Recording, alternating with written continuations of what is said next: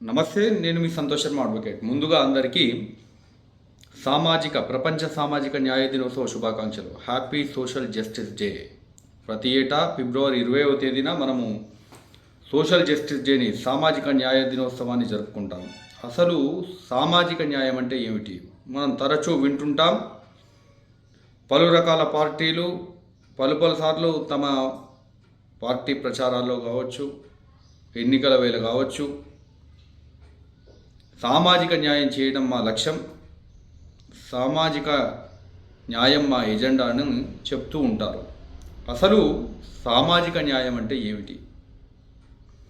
అన్ని వర్గాల ప్రజలకు సమానమైన అవకాశాలు, సంపద, హక్కులు, అధికారాలు అందించడాన్ని సామాజిక న్యాయం అంటారు.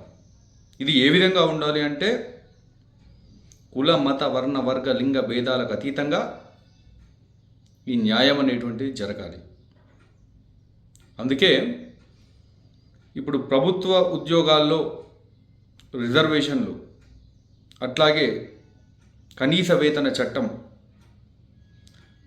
బడుగు బలహీన వర్గాలు, అణగారిన వర్గాల యొక్క సంక్షేమం, ఇదంతా కూడా సామాజిక న్యాయం కిందికే వస్తుంది. అందుకే రాజ్యాంగంలో కూడా justice should be social, political and economical అని నిర్వచించడం జరిగింది. ఈగాలిటేరియన్ సొసైటీని స్థాపించడానికి, సమాజాన్ని స్థాపించడానికి సామాజిక న్యాయం కూడా ముఖ్య భూమిక పోషిస్తుంది.